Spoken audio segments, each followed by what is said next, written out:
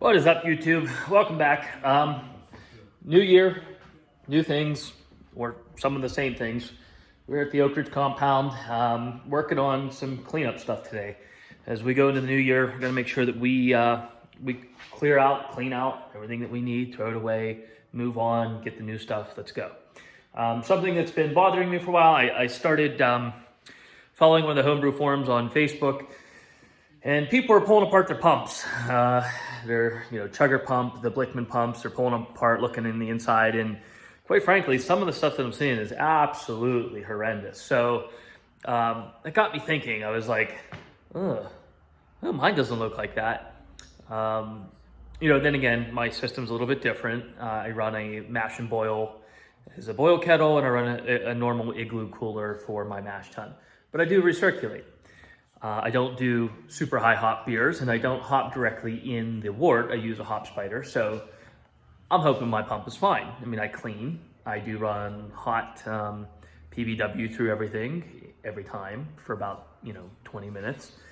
But that's got me thinking, do I need to pull my pump apart? Do I need to look in there? Do I need to do a deep cleaning? Well, for 2021, starting out, making sure that everything is on the up and up, we're gonna pull the pump apart. So I'm gonna get right into that. I'm gonna film the tear down of the pump and, basically the front housing that touches the whole wort. We're gonna go through it. We'll make sure that it's clean. We'll make sure that everything's ready to go, make sure it's sanitized, put it back together and reinstall it on the main motor housing. So we'll get right into it, and here we go. Okay, so we've got the pump off. This is the pump front housing here. As you can see, there's 4 screws that come through the front here. This attaches to the back mag drive. I do have this set up so that my wort comes in the bottom here. It's grabbed by the chugger pump and it's pushed out the top, so I always have liquid flowing into it. The chugger pump actually sits down under my brew setup so that wort's always flowing in and into this part here. So I feed in this way, and then I can control my flow via my valve on the top. One of the things you want to make sure with the chugger pump, or any pump really, is that you're not running it dry. So in this case, I can control my flow out. I run cam locks. It's all stainless through here. My 90, which is kind of a bear to get on and off. So we're not going to really mess with that. On the back side here, you'll see that we have our 4 screws that we're going to take out. So this should expose the pump blades, impeller blades. I've never had this off, so kind of like one of those unboxing moments. We don't know what we're gonna see. And I'm kind of nervous, man. I don't do a lot of whirlpool hops. I don't do anything straight in. I may have done, once or twice hops that have flown through, but with the way the element is on the bottom of the mash and boil, the temperature sensor tends to get bunged up, which, wonderful, because on the way out, we already screwed up our screw. Beautiful. We have to run something through it to clean up there we go. That one comes out nice and easy. We might have to find a new screw for this. Might have to clean up the threads a little bit. It's not too big of a deal. That might have just been some Loctite, but it actually looks like we got a little bit of steel in there. So if you can see that, that's not good. It means our threads were cross-threaded when that was put in from the factory. And I can see down in there, and it might need cleaned up a bit, but I'm not gonna worry too much about it. I'm not brewing anything right away. Holy crap.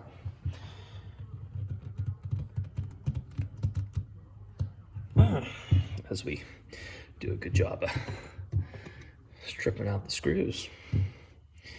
Wonderful YouTube content. Great.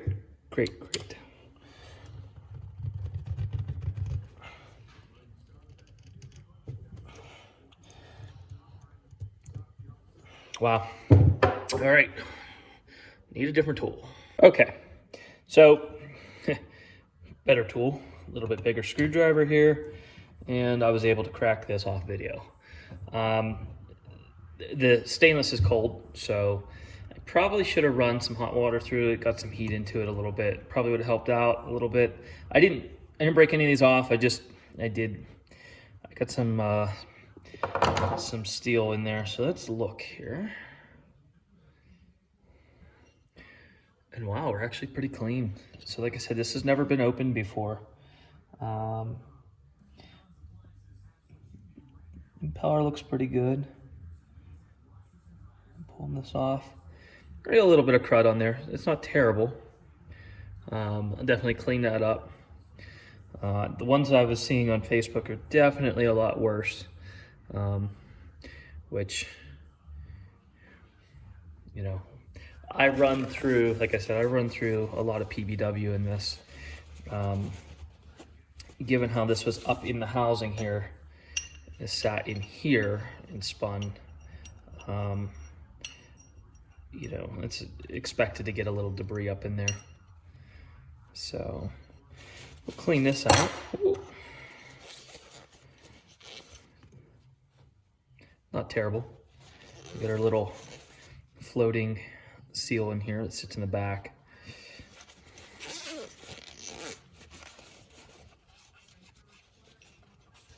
Got a little debris. Again, the ones I was seeing on Facebook were absolutely horrendous. There was a couple with, you know, piles and piles of hops in there, you know, rotting material, stuff like that. Nothing that I ever really want to see. What I might do, and I'm probably going to do this here, is I'll probably make up a strong batch of PBW, grab the toothbrush and clean this up a little bit, make sure everything's definitely off of here. I'm not going to put this back, you know, with any crud on it. There's a little bit stuck to it. So I think what we're going to do is we're going to, like I said, we're going to run a little bit through there. We're going to grab the toothbrush, have some pipe cleaners. We'll come down through the valve. Down here, I don't think I can do too much. I really don't want to take this off. This this 90 is super heavy. I've already had issues threading this in the first time and getting it back to where I want to be with it as far as how my setup has to go. So we're not going to do that, but we're going to run some pipe cleaners through there. So we'll check that out next. Okay, so we're back. We got our hot PBW here. I always wear gloves with this stuff. I don't like getting my hands into it. I mean, I will if I have to, but I'm told that it does nasty stuff to your skin over long term. We're gonna use this. So this is something my mom gave me. Thanks, Mom. I didn't know if I would have a use for it, but apparently I have a use real early here. So we're gonna drop this in here. I don't think that there's anything or any reason why I can't do this. That's it. That's it. That's it. Again, I don't see why I can't put that in there. I run PBW through this all the time anyway. So, box this guy. Get our brushes.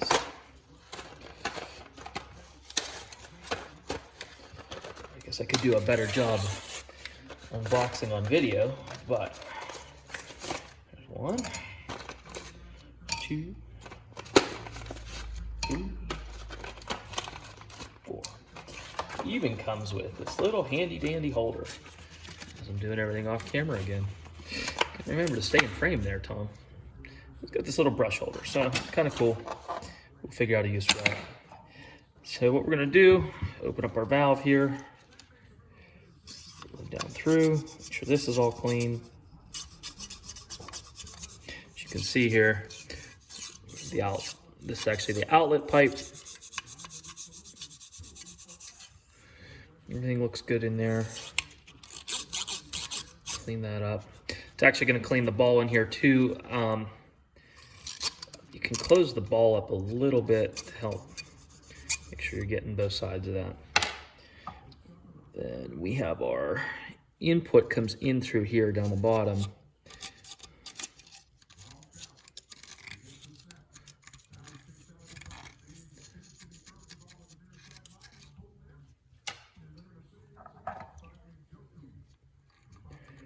A little bit down in there. Got our edge. I can't tell if some of the stuff is just part of the steel. It might be.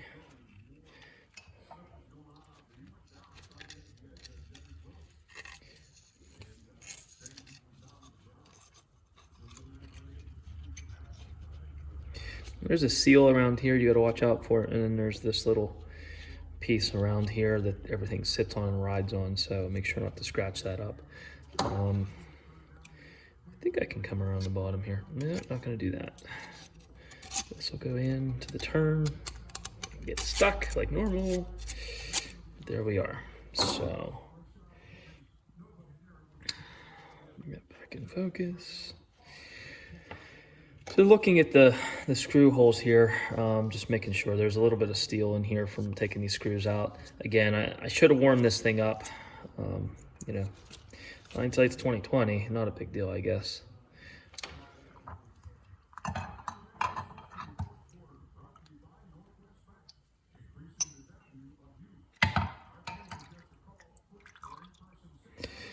All right. So what we'll do is we'll take this over.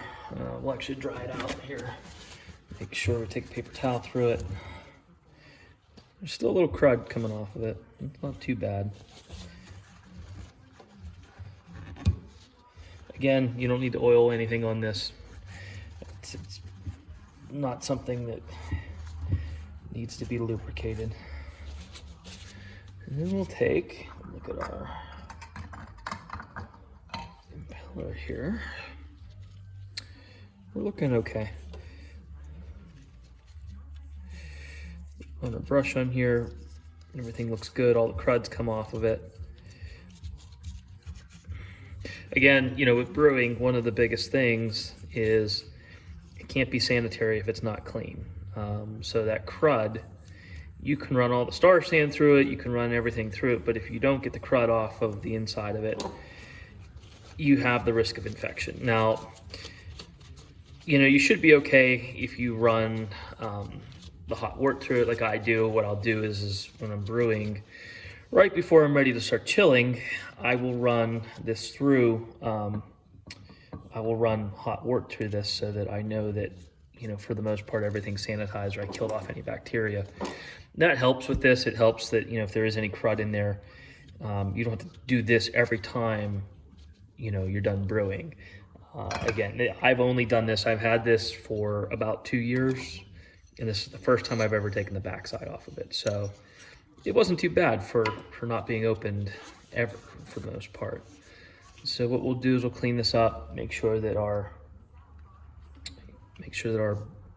little washer and everything's clean, put that back in the back. There is some stuff on this, and I'm certain over time this is something you should do. I think you can buy rebuild kits for these in different parts, but there's no sense in taking a risk. If you do any sort of hop stand or anything with your pump, you know, just because my system, I do it one way, you may have different uses for it. You're always going to want to make sure that you don't run into issues with that crud being in there. If you're in a situation where, you know, you don't run hot wort through it and you just pick up and you're like, oh, at the last second I want to do a whirlpool while you're chilling and you're already down, you know, below a certain temperature, there is some risk of introducing some crap into there. So crap is a technical brewing term, by the way. So what we're going to do is these screws look okay. I'm going to see if they don't thread in, I may just get new ones. I think I can get them at Lowe's.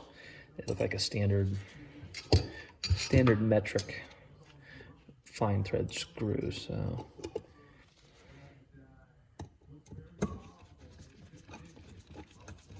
that one went in okay. It's tight. Sometimes the gloves are easier. Not so good with gloves.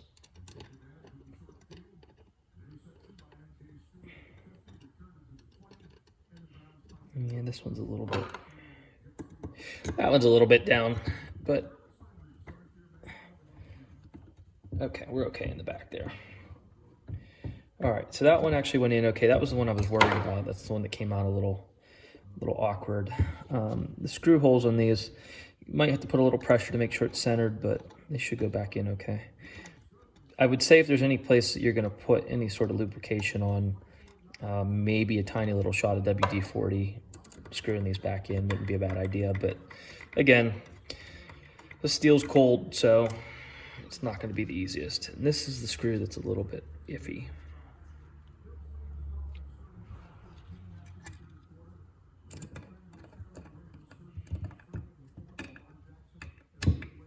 Yep, that one's shot. So I'm not even gonna try. If we look real close on it, we can see the threads are all gummed up. We're missing a whole thread there. So what I'll do is I'll grab one of the other ones. I'll see if I have one here. If not, I'll run to Lowe's. But yeah, I mean, not too complicated.